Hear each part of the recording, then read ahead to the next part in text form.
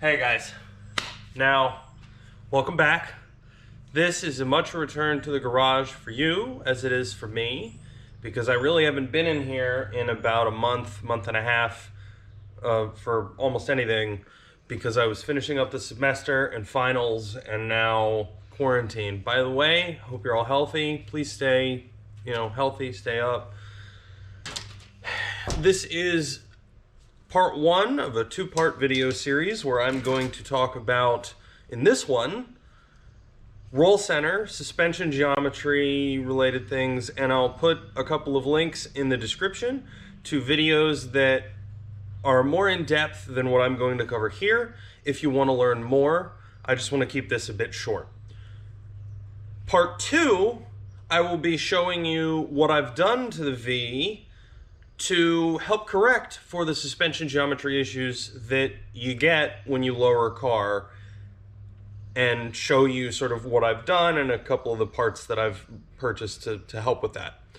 But for this video, for part one, I will be going over what roll center is, using this, and explaining a couple things about suspension geometry and how those relate. And I'm separating this so that it's not a super long video and you can pick and choose. Anyway, let's get right to it. So, when you look at a car, there is suspension geometry with the lower control arms, or if you have a McPherson strut, it's the strut and the lower control arm instead of double wishbone like this Honda, which has a short arm, long arm, upper and lower double wishbone. Now, roll center is effectively the point at which your car rolls.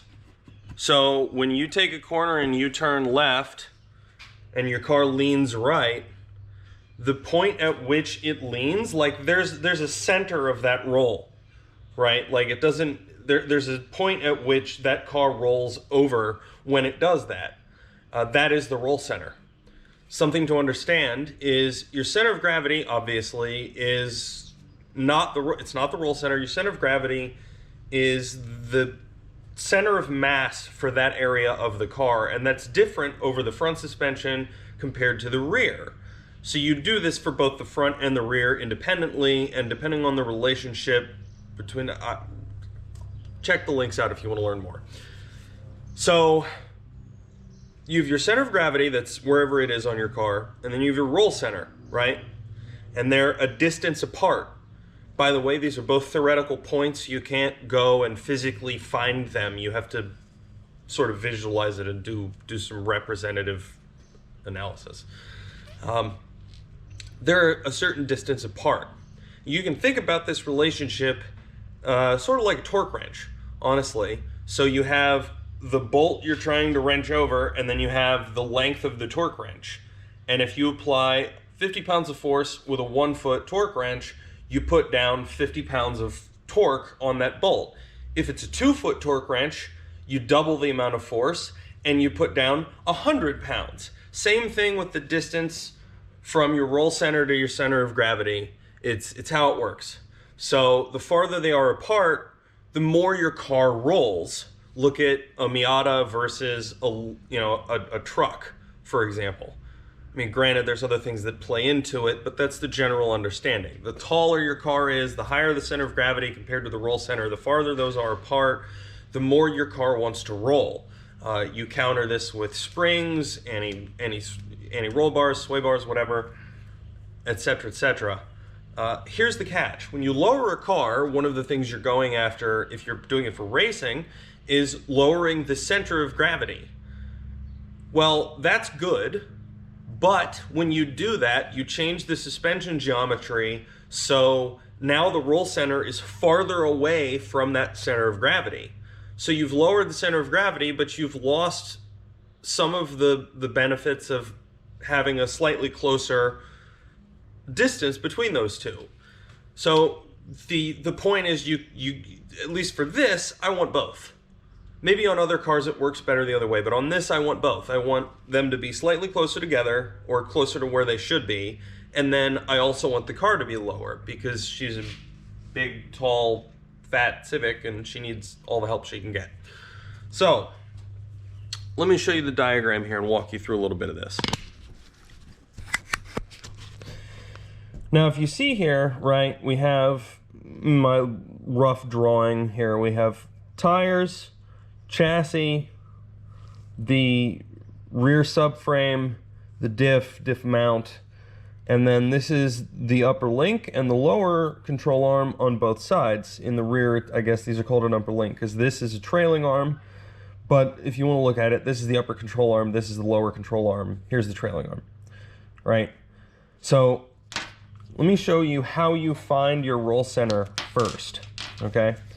So when you do this, right, you take the line that your control arms make and you imagine that extending through the car to the other side. So if we follow this one, this lower control arm, let's see, that goes to, you know, over there. If we extend this one,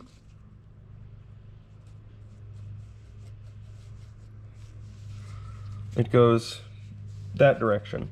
Now, these have a point at which they cross. That one goes to there, that one goes to there, so they cross. Sorry for the reach over. They cross right about there somewhere, right? Well, you take that point and you find the point at the bottom of your wheel, or tire, I should say, in the center where it meets the road, so right there. Then you draw a line between this point and the point at which those two cross. So, oh wow. I swear I can draw straight lines. All right. This is this line that's made from those two. If we do it on the other side, you know, roughly, if your suspension is correct, then these points will be basically the same on both sides, and my drawing's just not the greatest, so I'm just going to rough it in. We're going to put you there, right? And then on the other side, we do the same thing. And essentially, that would be moved over a little bit. So essentially, this is where my roll center is. Looks a little complicated, but just take it step by step. So, you know, you take your two arms, you draw extended lines, you find where those connect, you do it on both sides, and then you do these. This point is your roll center. Obviously, that's not your center of gravity unless you're in like a Formula One car, because the center of gravity for any normal production car is going to be up here somewhere in the car. Hopefully down low, but somewhere in the car. So there's a distance between, you know, let's just say it's here, and this, right? So this is the distance between my center of gravity and my roll center. Well, you see how these arms are angled? On normal production cars, the lower control arms are usually angled down and out, or up and in, and then the upper control arms are the reverse, so they're up and out and down and in. Well, when you lower a car, right, the angle of, because this is going up, or your chassis is coming down, just depending on how you want to look at it, these arms flatten out, right? And these arms angle farther downwards. So if you look at what that would do to the lines, hold on, let me, right? This would come down here, this would come across. You're effectively lowering this roll center point, I'll say, you know, farther down here. Again, my geometry's off, so the drawing isn't exact, but essentially, you're lowering your roll center when you do that. Because, you know, and then these would come over to meet them here. Yeah, so the roll center gets moved down. So now it's farther away from that center of gravity. Well, how do you correct this?